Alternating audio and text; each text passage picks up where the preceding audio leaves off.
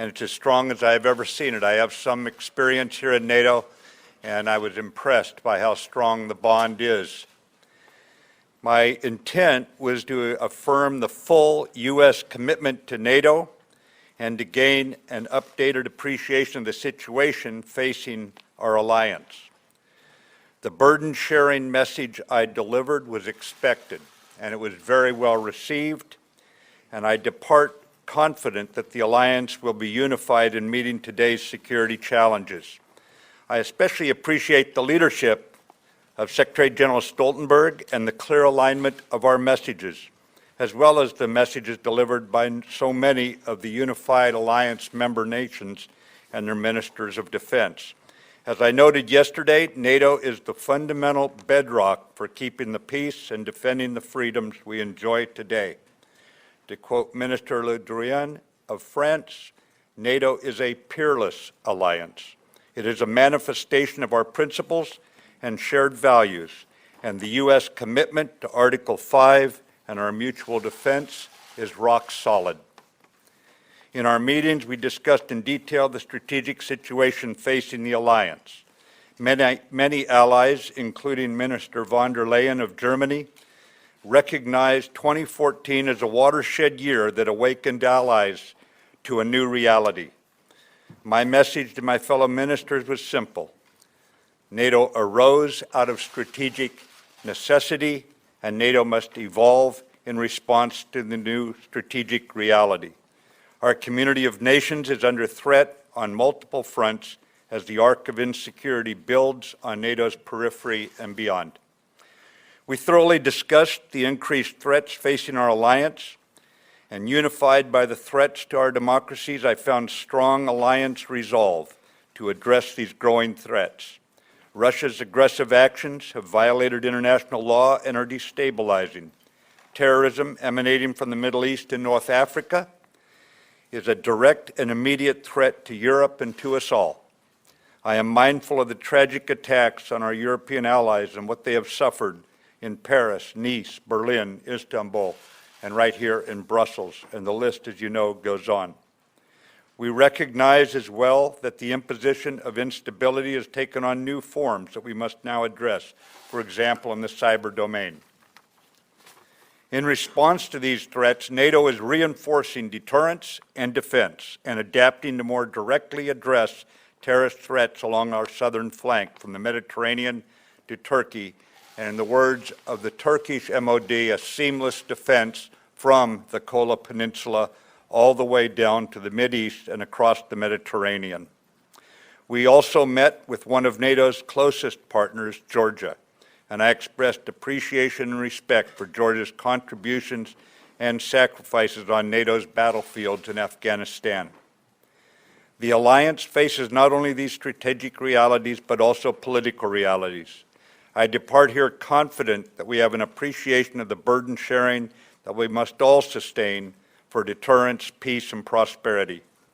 I am optimistic the alliance will adopt a plan this year, including milestone dates, to make steady progress toward meeting defense commitments in light of the increased threats that we all agree that we face. It is imperative that we do so to confront the threats as outlined by the ministers of defense over the last 2 days.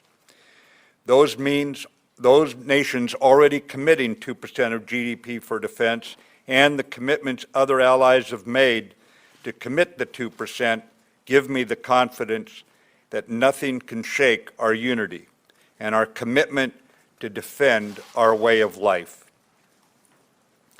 We specifically appreciate Estonia, Greece, Poland, and the United Kingdom, who have already met the 2% defense spending commitment. These countries are leading by example, making real sacrifices. All allies recognize that they are benefiting from the best defense in the world, so I'm optimistic that all nations are on a steady path to reach the level of commitments made at the Wales and Warsaw summits. Ladies and gentlemen, the transatlantic bond built on common values remains very, very strong. I see here in Brussels a quickened purpose in this alliance and a profound determination to stand together and honor our commitments to each other. I have confidence that we will sustain the legacy we've inherited and do what is necessary to defend our freedoms. So thank you very much. I'm happy to take your questions. Jennifer Griffin, Fox News. Thank you, sir. What does Russia need to stop doing in order for the U.S. to work with it? The chairman of the Joint Chiefs is meeting with his Russian counterpart for the first time since Russia invaded Ukraine. Can you trust the Russians? Jennifer, I think the point about Russia is they have to live by international law, just like we expect all mature nations on this planet to do. And what we will do is we will engage politically. We are not in a position right now to collaborate on a military level, but our political leaders will engage and try to find common ground or a way forward where Russia, living up to its commitments, will return to a partnership of sorts here with NATO. But Russia is going to have to prove itself first and live up to the commitments they have made in the Russia-NATO agreement. And just to clarify, do you believe that the Russians interfered in the U.S. elections? Right now, I would just say there's very little doubt that they have either interfered or they have attempted to interfere in a number of elections in the democracies. Okay. Heidi Jensen from Jyllands-Posten. Heidi Jensen, Jyllands-Posten, Denmark. You said yesterday that the U.S. would think about moderating its commitment to NATO if the European members of the alliance didn't increase its defense budgets. But what does that mean exactly? Does that mean that the rock-solid support for the Article 5 doesn't necessarily stand, or that you will withdraw troops from Europe, or could you elaborate on that? Thank you. The commitment to Article 5 remains rock solid. The message that I brought here about everyone carrying their fair share of the burden, the sacrifice to maintain the best defense in the world was very well received. It was not contentious. There was no argument. There was simply discussion about how best and how fast can each nation with its own particular circumstance reach it. I leave here very optimistic. We'll take one more question just to show that I'm boss. Okay. Go ahead. Helene from New York Times. Oh. Can we have a question here? Oh, sorry. Thank you, sir. Russian Defense Minister Shoigu took issue with your remarks yesterday and said that if the NATO wants to deal with Russia from a position of strength, then there's nothing to talk about. Could you respond to that?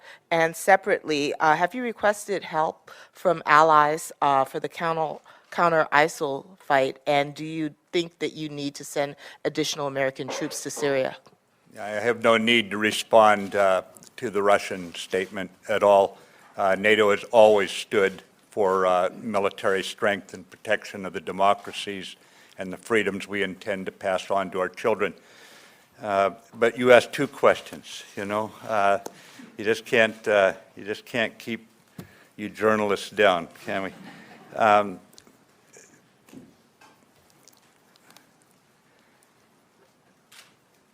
I don't know. I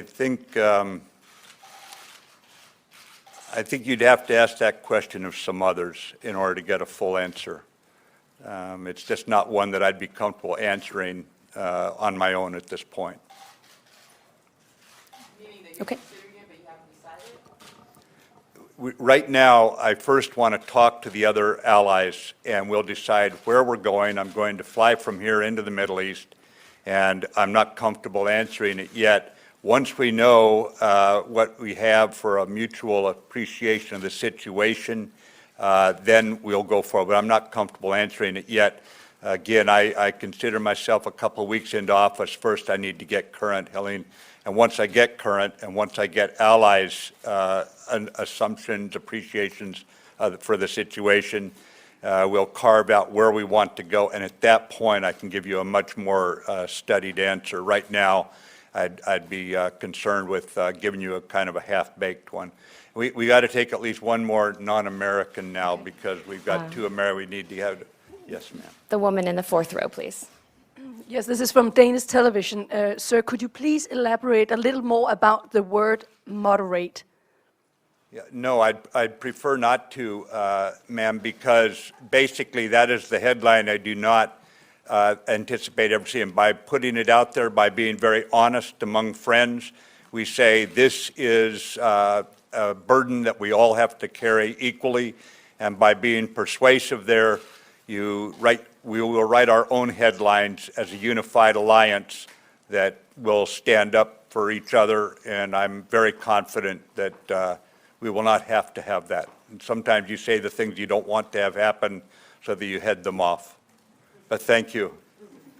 And Thank you, ladies and gentlemen. I don't think I'm going to get ahead of these ladies here, so I'm going to give up while I'm only somewhat behind. But thank you very much.